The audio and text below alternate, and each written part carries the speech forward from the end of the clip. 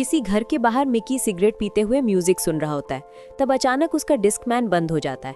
फिर वो बिल्कुल शांत तरीके से बैठकर बैटरी चेंज करता है ताकि म्यूजिक दोबारा चल सके।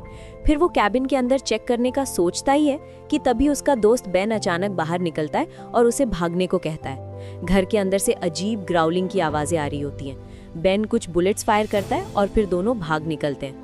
तब पता चलता है कि ज़ॉम्बी अपोकलिप्स को कुछ महीने हो चुके हैं और अब बेन और मिकी बिना किसी फिक्स डेस्टिनेशन के इधर उधर घूम रहे हैं। दोनों पहले बेसबॉल प्लेयर्स थे और बेन ज़ॉम्बी मारने में बैट के साथ काफ़ी एक्सपर्ट है। मिकी अभी तक लड़ना सही से सीख नहीं पाया है। जहाँ कहीं सप्लाईज मिलती हैं वो उठा लेते हैं और जो जगह थोड़ी सेफ लगती है वहाँ रुककर बस ज़िंदगी को समझने की कोशिश करते हैं। एक दिन मिकी लॉटरी कार्ड स्क्रैच करता है और जब उसे पता चलता है कि उसने $1000 जीते हैं तो वो काफ़ी खुश हो जाता है। लेकिन बेन तुरंत उसका एक्साइटमेंट तोड़ देता है। कहता है कि लॉटरी सिस्टम अब एग्जिस्ट ही नहीं करता और उसे कैच खेलने को बोलता है। मिकी ज़्यादा इंटरेस्टेड नहीं होता, पर बेन याद दिलाता है कि उन्हें बेसबॉल से प्यार करना चाहिए।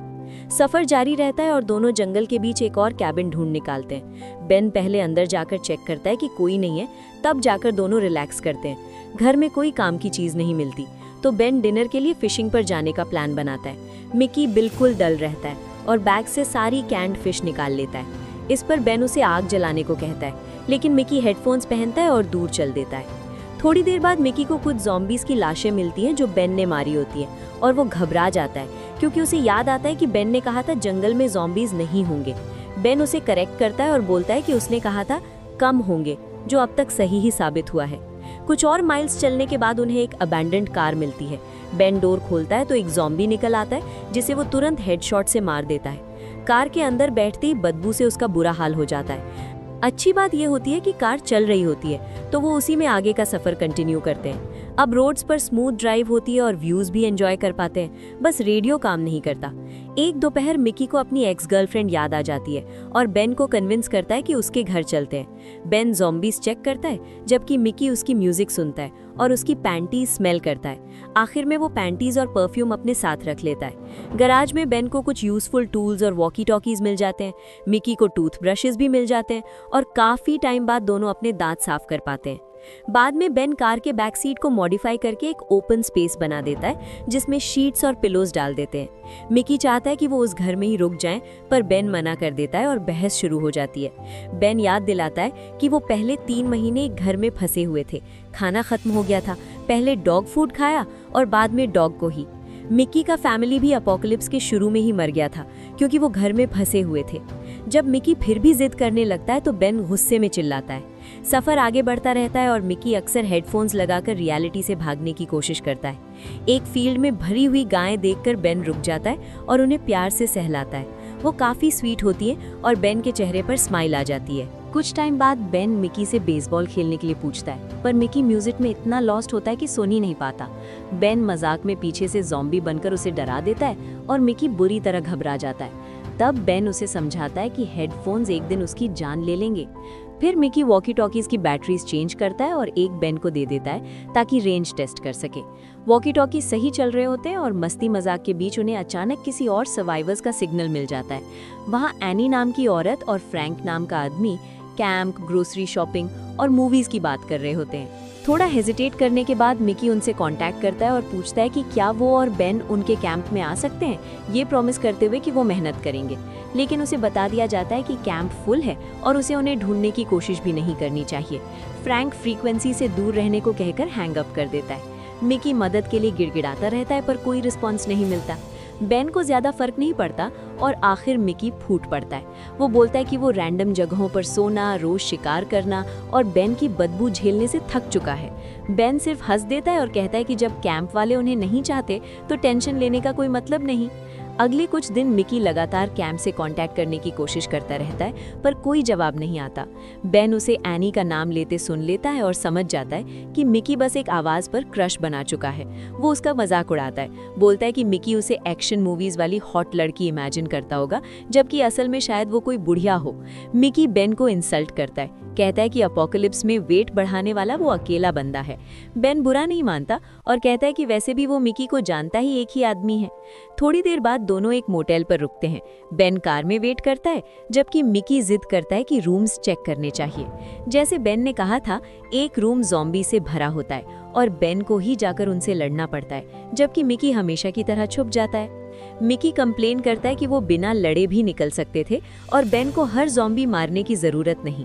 बहस बढ़ जाती है और बेन मिकी को चैलेंज करता है कि खुद लड़े। उसे याद दिलाता है कि ज़ॉम्बीज़ ने ही उसका फैमिली मारा था। मिकी डर के मारे हिला तक नहीं और बेन को फिर से सब कुछ अकेला ही संभालना पड़ता है। जंगल में बेन को एक वाटरफॉल मिलता है और वो खुशी से चिल्लाता है क्योंकि उसे फाइनली शावर मिल रहा होता है। इसी बीच मिकी कार में सो रहा होता है और अचानक खिड़की पर ज़ॉम्बी देखकर उठ जाता है। पहले वो हेल्प के लिए चिल्लाता है और वॉकी टॉकी उठाता है, फिर देखता है कि ज़ॉम्बी एक काफ़ी अट्रैक्टिव औरत है जो अपना चेस्ट विंडो से लगा रही होती है। मिकी कंट्रोल खो देता है और अपना हाथ यूज़ करने लगता है। जैसे ही क्लाइमैक्स के करीब होता है, ज़ॉम्बी का दिमाग गोली से उड़ जाता है। बेन वापस आ चुका होता है। सीन देखकर वो ज़ोर ज़ोर से हंसने लगता है और बोलता है कि प्राइवेसी दे रहा हूँ, फिर चला जाता है। सफ़र आगे बढ़ता रहता है और उन्हें जंगल में कई खाली घर मिलते रहते हैं। आखिर कार का पेट्रोल खत्म हो जाता है और उन्हें उसे छोड़ना पड़ता है। एक दिन उन्हें एक बिल्डिंग मिलती है जिसमें काफ़ी अच्छा बेडरूम होता है। मिकी अनाउंस करता है कि रात वो यहीं रुकेंगे क्योंकि उसे रियल बेड पर सोना है और वो मना नहीं सुनेगा। वो अनपैक करना शुरू करता है, तभी नोटिस करता है कि उसके हेडफोन्स गायब हैं। मिकी बाहर भागता है और देखता है कि बेन एरोज बना रहा है और म्यूजिक सुन रहा है।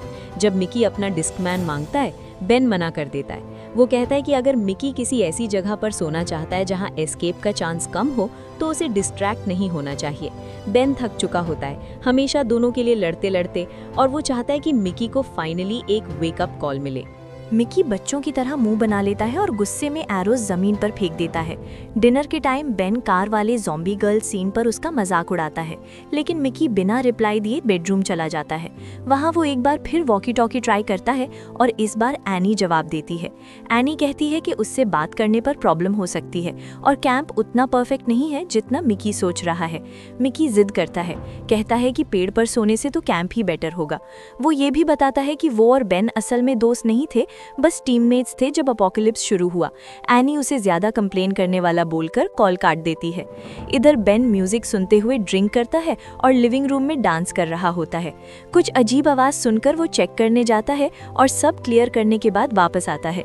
मिकी को बिल्कुल बेबी की तरह सोता देखकर बेन और इरिटेट हो जाता है। मिकी की केयरलेसनेस से तंग आकर वो एक लेसन देने का प्लान बनाता है। बेन बैट बेड पर छोड़ देता है, पहले पकड़े हुए ज़ॉम्बी को रूम में लाता है, मिकी को जगाता है और डोर लॉक कर देता है। मिकी मदद के लिए चिल्लाता है पर बेन बोलता है कि उसे खुद को डिफेंड करना सीखना होगा। लंबी स्ट्रगल के बाद मिकी बैट से ज़ॉम्बी को मार देता है। बेन डोर खोलता है और प्राउड फील करता है, लेकिन मिकी गुस्से में उस पर टूट पड़ता है, उसे 2-3 पंचेस मारता है और भाग जाता है। जंगल में मिकी ब्रेक डाउन करता है और एनी वाली पूरी बात बताता है। बेन उसे वापस घर ले आता है। दोनों वॉशअप करते हैं और बेन बेसबॉल, मजाक और फनी आवाज़ों से मिकी को नॉर्मल करने की कोशिश करता है। वो समझाता है कि एनी सिर्फ रेडियो की एक आवाज़ थी। इसके बाद मिकी ज़्यादा अलर्ट हो जाता है, फिशिंग करता है, म्यूज़िक कम सुनता है और बेन के साथ बातें भी करता है। ऑर्चर्ड मिलने पर दोनों एप्पल्स खाते हैं और बेसबॉल खेलते हैं। आगे चलकर उन्हें 2 अबैंडन्ड कार्स मिलती हैं। वो एक से पेट्रोल निकालकर दूसरी में भरना चाहते हैं। तब मिकी नोटिस करता है कि इंजन गर्म है। बेन जोर से हेलो बोलता है पर कोई जवाब नहीं आता। अचानक जेरी पीछे से आकर मिकी को हॉस्टेज बनाकर एरिज़ोना जाने के लिए कीज मांगता है। बेन गन निकाल लेता है और कहता है कि कीज उसके पास नहीं है। जेरी अपनी कहानी सुनाता है कि कुछ लोगों ने उससे काम करवाया और फिर धोखा दे दिया। बेन कीज कार में होने का नाटक करता है। जैसे ही जेरी मिकी को छोड़ता है, बेन बताता है कि कीज उसकी पॉकेट में है और भागते हुए जेरी को गोली मार देता है। मिकी इस बात पर बेन से लड़ पड़ता है। तभी एक और कार आती है। एक औरत बताती है कि वो अपनी दूसरी कार लेने आई है। जेरी के बारे में सुनकर वो कहती है कि बेन ने सही किया क्योंकि जेरी चोर था। जाने से पहले मिकी आवाज़ पहचान लेता है, ये एनी होती है। एनी बेन के पैर में गोली मार देती है, कीज खेत में फेंक देती है और वार्निंग देकर चली जाती है। रात होते ही ज़ॉम्बीज़ का पूरा झुंड धीरे धीरे कार को घेर लेता है। बेन के पैर में गोली लगी होती है, इसलिए वो हिल भी नहीं पाता। मिकी घबराकर भागने की बात करता है और कार से बाहर निकल भी जाता है, लेकिन बेन की हालत देखकर उसे मजबूरन वापस आना पड़ता है। सुबह होती है, फिर शाम आती है, दिन गुजर जाते हैं, पर ज़ॉम्बीज़ कहीं नहीं जाते। उनकी लगातार ग्राउलिंग आवाज़ें दोनों को अंदर से तोड़ने लगती हैं। जैसे जैसे वक्त बीतता है, पानी खत्म हो जाता है और दोनों बिल्कुल होपलेस फील करने लगते हैं। भूख, प्यास और डर के बीच आखिर ये डिसाइड होता है कि कीज़ ढूंढने के लिए मिकी को ही बाहर जाना पड़ेगा। पहली बार मिकी खुद को मजबूत बनाने की कोशिश करता है, सनरूफ से बाहर निकलता है और ज़ॉम्बीज़ के बीच फील्ड में कीज़ ढूंढने लगता है। बेन अंदर बैठा बस इंतजार करता रहता है। कुछ देर बाद मिकी चिल्लाता हुआ वापस आता है। बेन जैसे ही सनरूफ खोलता है, मिकी बताता है कि उसे ज़ॉम्बी ने बाइट कर लिया है। दोनों का कंट्रोल टूट जाता है। मिकी डर में कहता है कि शायद उसके पास अभी टाइम हो, शायद कुछ हो सके, लेकिन बेन समझ जाता है कि एंड आ चुका है। भारी दिल और आंखों में आंसू लिए वो गन उठाता है और मिकी को गोली मार देता है। इसके बाद बेन एनी को एक मैसेज भेजता है। मिकी की मौत का जिम्मेदार उसे बताता है और कह देता है कि अगर कभी फिर सामने आई तो वो उसे नहीं छोड़ेगा। अगले कुछ दिन वो अकेला ही कार में बंद रहकर जिंदा रहता है और आयरनी समझता है कि पहले घर में फंसा था और अब गाड़ी में। आखिरकार वो थक जाता है और डिसाइड करता है कि ऐसे मरना बेकार है। वो मिकी के हेडफोन्स पहनता है, कार से बाहर निकलता है और खाली रोड पर चल पड़ता है, जबकि ज़ॉम्बीज़ का झुंड धीरे धीरे उसके पीछे चलता रहता है।